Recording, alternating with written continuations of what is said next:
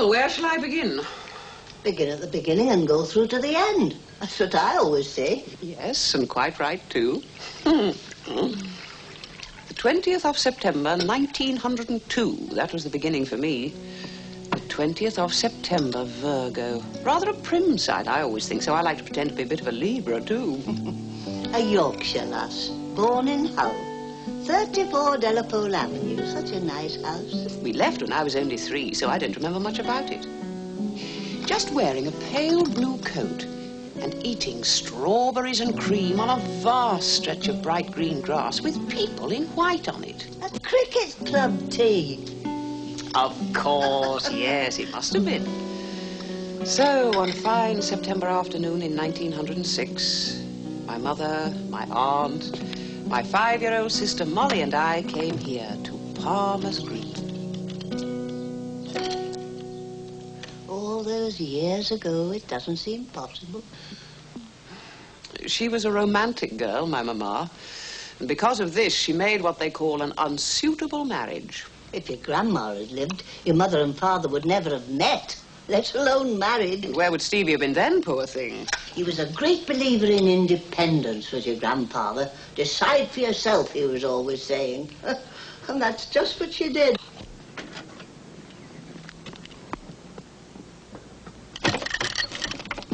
Oh, there's my paper.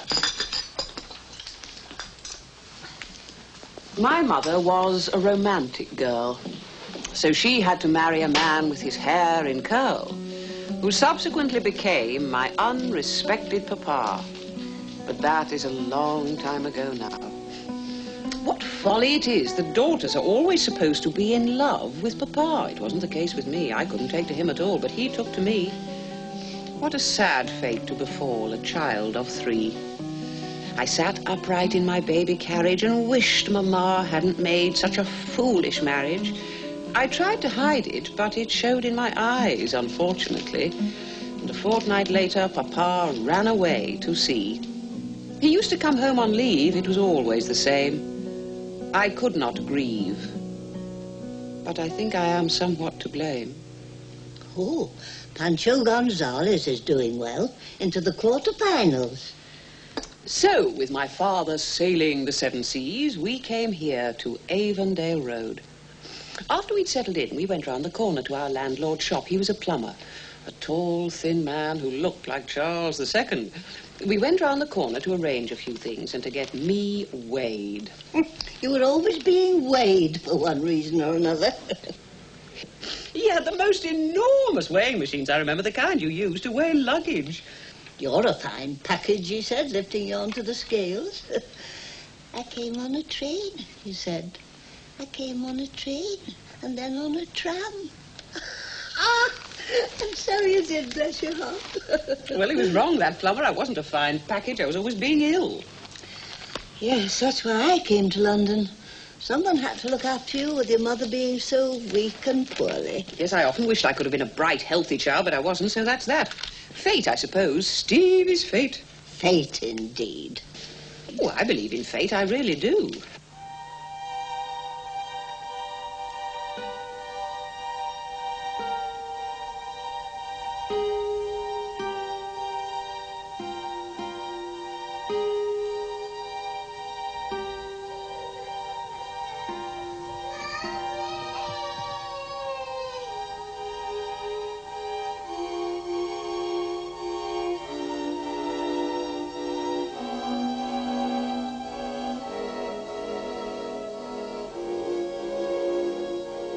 It's like a man playing cards, Stevie said. There's the man himself and the cards he's playing, and another man watching over his shoulder.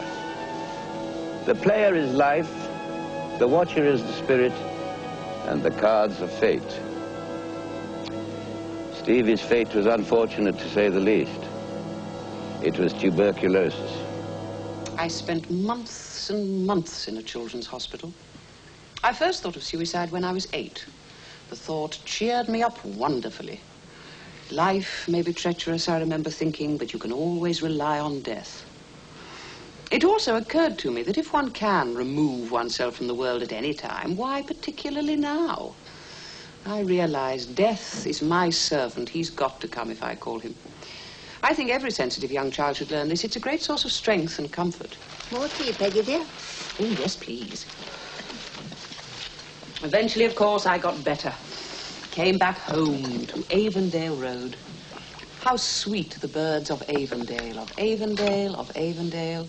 How sweet the birds of Avondale do swoop and sing and call.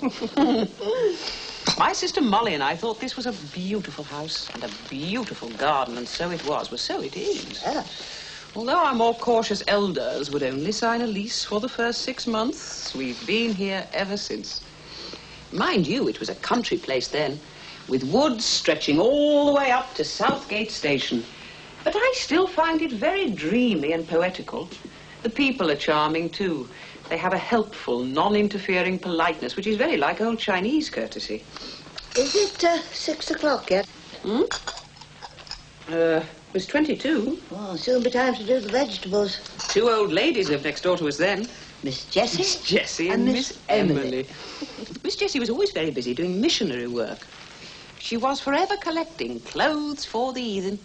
She was a very bright, happy person, unlike her sister, Miss Emily, who was full of doom and despair. It was from Miss Emily that we first learned about the white slave traffic. Yes. Your mother was very cross about it. I've told you, Peggy, I remember her saying to you, I've told you, never to speak to strangers in the street or to take sweets from them. So run along and do as I tell you. And don't worry your head about the white slave traffic. But it was too late. Miss Emily had fired my imagination. If a lady comes up to you, she said, if a lady comes up to you in a closed cab and leans out of the window and asks you to get in with her, don't you have anything to do with her? Then she clasped hold of my hand and pulled me up tight. I can still remember her old lady smell. Lavender and mothballs, dusty velvet ribbon, those menthol lozenges she always used to suck. Yes. And occasionally the faint smell of her old dog clinging to her skirt. Don't you have anything to do with her, she said. She's the white slave traffic. But what would happen if one yielded to the blandishments of this strange lady in a closed cab? That we didn't know. I've never heard such nonsense. Maybe not. I believed every word of it. Stuff and nonsense. You should have known better. Oh, I wasn't very old, was I? 7 or 8 at the most. Old enough to know better. Oh. You were at school, after all. That's right, so I was. So I was. Schoolgirl, Stevie. We had a most unusual headmistress, I remember. What was her name? What was whose name? Our headmistress, tall woman, wore glasses. I've no idea. Quite forgotten. Oh, well, it doesn't matter. She was a Quaker lady, I remember that. A Quaker lady with a true devotion for teaching. She believed in discipline and had a high, some people might say rather simple, moral code. She used to recite her own moralistic verses to us at morning prayers. I wish that I were some beautiful land, called the land of beginning again, where all our mistakes and all our heartaches and all of our poor foolish pain could be dropped like a shabby coat at the door and never put on again, no, never more. Oh, that's rather good. Oh, we didn't like that one. We thought it was soppy. Oh, it was a fine touch of melodrama about one of our headmistress's favourites as she went, how was it? Tomorrow, she told her conscience, tomorrow I'll try and be good. Tomorrow I'll think as I ought. Tomorrow I'll do as I should. Tomorrow I'll conquer the passions that keep me from heaven away. But ever her conscience whispered one word and one only, today. Tomorrow, tomorrow, tomorrow. And thus through the years it went on.